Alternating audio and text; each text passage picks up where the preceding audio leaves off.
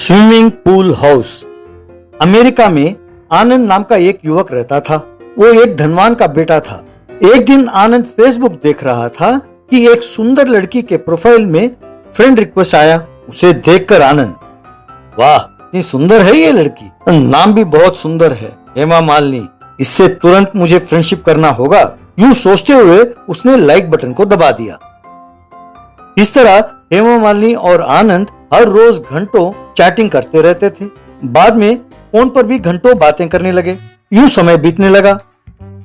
एक दिन आनंद ने सोचा, मैं हेमा मालिनी को देखे बिना रह नहीं सकता, उससे शादी करूंगा तो जिंदगी बहुत अच्छी रहेगी।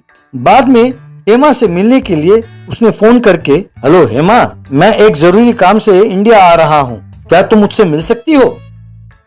You're always welcome। हाँ, उधर इधर रहने की क्या जरूरत, हमारे घर में रह जाओ।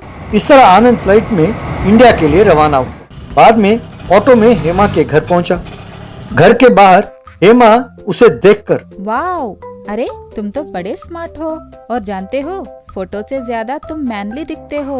ये बात सुनकर आनंद फूलकर कुप्पा हुआ और थैंक यू, मैं भी यही कहने वाला था कि तुम भी कम नहीं हो, तुम तो ड्रीम गर्ल हेमा मालिनी से भी ज्यादा सुंदर दिखती हो। I love you Hema Malini, क्या तुम मुझसे शादी करोगी प्लीज? ये कहने ही मैं इतनी दूर आया हूँ। हाय रे, मुझे तो शर्म आती है। आओ पहले हम तुम्हें अपने घर वालों से तुम्हें मिलवाती हूँ। यूं दोनों अंदर गए।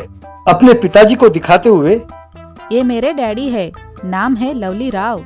जो भी इन्हें दिख जाता है वो इनसे प्यार करने लगते हैं, खास तौर पे लड़कियों से। ये मेरी पहली माँ है, नाम है लक्ष्मी, और उनका पहला पति है सीनू। ये सोचकर के सीनू एक्सीडेंट में मर गया है, लक्ष्मी ने मेरे डैडी से शादी कर ली। अपनी याददाश्त खोकर ये देखो पार्वती, सीनू ने इनसे शादी कर ली। फिर याददाश्त वापस आने के बाद सीनू ने लक्ष्मी के पास लौट आया। यूं अकेली रह गई पार्वती से मेरे पिताजी ने शादी कर ली। और ये है मेरी दूसरी माँ अरुणा। ये करुणा हॉस्पिटल में काम करती है, नर्स की तरह। इनकी शादी होने के पहले ही रमणा ने इनको गर्भवती करके छोड़ दिया। तब मेरे डैडी ने अरुणा को दुखी देखा और उनसे शादी कर ली। उसके बेटे का स्कूल फीस भी मेरे डैडी ही भरते हैं। और ये है मेरी तीसरी मम्मी। यूं वो कहने ही वाली थी कि आनंद, बस रहने दो हेमा, बस करो, अगर और तुम सुनाती गई तो मैं गश खाकर गिर जाऊंगा। देखिए अमेरिका में हमारी काफी जायदाद है, सच कहूँ तो आपके घर जितना तो हमारा स्विमिंग पूल ही है। मुझे स्विमिंग पूल बहुत पसंद है। सोने के लिए बेड, देखने के लिए टीवी, खाने के लिए भोजन, सब वहीं होता है। इतना पैसा है फिर भी मैं यहाँ ये कहने आया था कि मैं हेमा से बहुत प्यार करता हूँ और उससे शादी करना चाहता हूँ। बहुत खुशी हुई बेटे, कल से तुम्हारे लिए सब प्रबंध पानी में ही हो जाएगा, ठीक है? उस रात को एक बहुत बड़ा तूफान आया और पूरा गांव में बाढ़ का पानी आ गया। जब सवेरे आनंद ने आंखें खोली तो अपनी चारपाई को पानी में तैरते हुए देखा। तभी एक चाय की प्याली पानी में तैरते हुए उसके पास पहुंची। परिवार वाले भी कुर्सी में बैठकर टीवी देखने लगे। बेटे कैसा है हमारा स्विमिंग पूल? वो चाय लो और पियो। टाइम पास करना हो तो टीवी देखो। तूफान कम होकर बाढ़ कम होने तक ये स्विमिंग पूल ऐसा ही रहेगा, तब तक तुम एंजॉय कर सकते हो। आनंद कुछ समझ नहीं पाया और सिर पकड़कर बैठ गया। अगले दिन लवली राव और हेमा मालिनी को बातें करते हुए आनंद ने छिपकर सुना।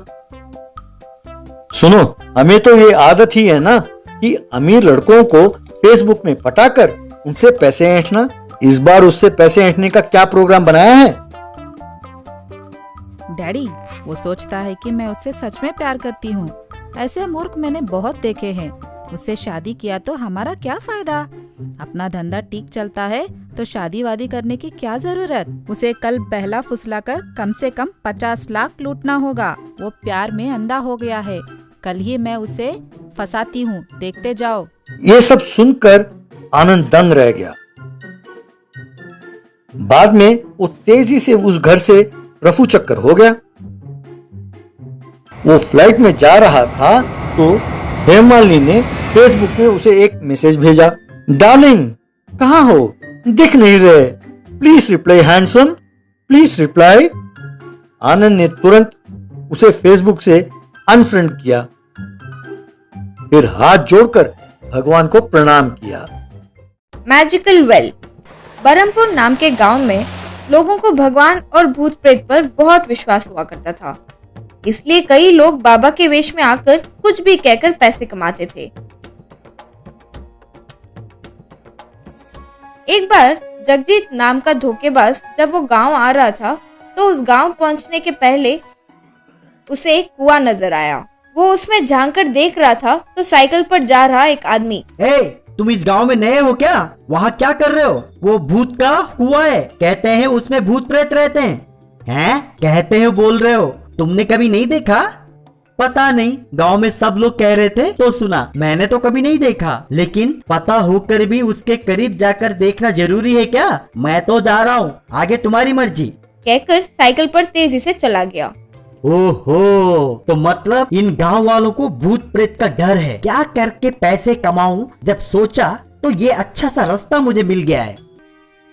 उस रात को चुपके से लकड़ी से बनाया हुआ हाथ को उठाकर कुएं के पास पहुंचा। वो हाथ लेकर कुएं में कूद गया। कुएं के अंदर एक कंट्रोल करने वाला रूम को तैयार किया। वो कंट्रोल करते वक्त वो हाथ कुएं से बाहर निकालना, अपने आप मुट्ठी बंद कर देना, ये सब करता रहता था। अगले दिन एक चरवाहा बकरियां चलाते हुए उस कुएं के पास आया। तब कुएं से अचानक हाथ ऊपर आया। उसे देखकर वो चकित रह गया। रूम में से जगजीत, ठीक भूख के समय ही आए हो, तुम्हें अभी खा लूंगा। हे राम, भूत भूत, मुझे कुछ मत करो, मैं तुम्हारे आगे हाथ जोड़ता हूँ। तो एक काम करो, घर जाकर अपना सारा पैसे और जेवरात लेकर मुझे दो, वरना मेरे हाथों मारे जाओगे। सोना कैसे भी दो चलेगा, लेकिन पैसे प्लास्टिक कवर में सील करके ही देना होगा, वो भीगना नहीं चाहिए। अगर ये बात किसी को बताया तो तुम्हें मैं छोड़ूंगा नहीं, तुम जहाँ पर भी रहोगे मैं तुम्हें आकर खा लूंगा। जाओ जल्दी जाकर लेकर आओ। इस तरह चरवाहा वहां से डरकर भाग निकला। फिर सोना और पैसे रखे हुए प्लास्टिक कवर हाथ में देते ही वो लेकर हाथ पानी में चला गया। एक दिन सोने का व्यापारी अपने टांगे पर सोना रखकर निकल पड़ा। उसकी गाड़ी कुएं के पास आते ही हाथ कुएं से बाहर निकलकर, ओए, तेरी इतनी हिम्मत कि मेरे कुएं के पास आया, मैं तुम्हें यही खा लूंगा। हे राम, भूत, बाल बच्चे वाला हूँ, मुझे कुछ मत करो, मैं बगल वाले गांव से आ रहा हूँ। तुम किसी भी गांव के क्यों ना हो, मुझे क्या? अगर तुम चाहते हो कि मैं तुम्हें छोड़ दूँ तो अपने पास रखे सारे सोने जेवरात मेरे हाथ में रख दो और पैसे प्लास्टिक कवर में बांध कर रखो। अगर ये बात बाहर किसी को बताई तो तुम्हारी जान ले लूंगा। वो व्यापारी डरकर हाथ में पैसे और सोना रख दिया। इसी तरह किसी के भी वहां से गुजरने से उन्हें धमकाकर जगजीत उनसे पैसे सोना छीनने लगा। एक दिन एक आदमी की पत्नी लक्ष्मी अलमारी में देखकर, अयो ये क्या जी, हमारे पैसे सोने नजर नहीं आ रहे, कोई चोर आकर ले गया होगा जी। वहीं खड़ा पत्नी, जोर से चिल्ला मत, मैंने ही लिया है। गांव के बाहर भूत के कुएं में रहने वाले भूत के हाथ दिया हूँ। बाहर किसी को पता चला तो वो मुझे मार देगा, कृपया किसी से कुछ मत कहो। कहते हुए उसे सब कुछ बताया। क्या कह रहे हो जी आप? बगल वाले सुमति के पति के साथ भी ऐसी हुआ है बोली, वो भी मुझे बताकर बोली कि किसी से मत कहना। और वैसे इस जमाने में क्या भूत प्रेत होंगे जी, मुझे पता नहीं क्यों कुछ गड़बड़ लग रहा है। और वैसे पैसों की गड्डी को प्लास्टिक कवर में बांध कर देने क्यों कहेगा वो? आखिर भूत को पैसों से क्या काम है जी? आप जैसे मैं कहूँ वैसे कीजिए। फिर पुलिस और गांव वालों के साथ गांव के बीचों बीच एक सभा जमा कर जो वो सोच रही थी सबको बताई। वे सब ठीक है बोले। फिर वो एक सोने के बक्से को लेकर कुएं के पास गई। पुलिस और बाकी के लोग पेड़ पौधे के पीछे छिपकर देखने लगे। तब हाथ ऊपर आकर, खाने के समय पे स्वादिष्ट मनुष्य बिरयानी बनके चलती आई हो, मैं अभी तुम्हें खा जाऊंगा। अरे ऐसे मत करो, चाहो तो ये सोने का बक्सा लेकर मुझे जाने दो, मैं तुम्हारे आगे हाथ जोड़ती हूँ। और पैसे चाहिए तो मैं बाद में प्लास्टिक कवर में बांध कर दे दूंगी। ओहो, बहुत बुद्धिमान लगती हो। मुझे क्या चाहिए, कैसे चाहिए, पहले ही बता रही हो। ठीक है ठीक है, उस बच्चे को मेरे हाथ में देकर बाद में पैसा लेकर आना। फिर उसके बक्से रखते ही उसे लेकर हाथ अंदर चला गया। अंदर जब जगजीत ने बक्सा खोला तो उसमें एक अलार्म, कुछ बैटरीज और जुड़े हुए वायर्स नजर आए। ये क्या है? सोना कहकर कोई घड़ी दी हो? तुम्हें ये कोई मजाक लग रहा है क्या? अरे अरे गलती से आ गया जी, आपको जो बक्सा दिया है वो टाइम बम है जी, 5 मिनट में फट जाएगा। वैसे आप तो भूत है ना, आपको कुछ नहीं होगा। हे भगवान, टाइम बम, हे राम, यूं जोर से चिल्लाया, फिर कुएं से बाहर निकल गया। ये देखकर पुलिस वाले और गांव वाले उसे खूब पीटे। खोए हुए पैसों को लक्ष्मी ने जब वापस लोगों को दिलवाया तो वे सब बहुत खुश होकर उसका शुक्रिया अदा किए।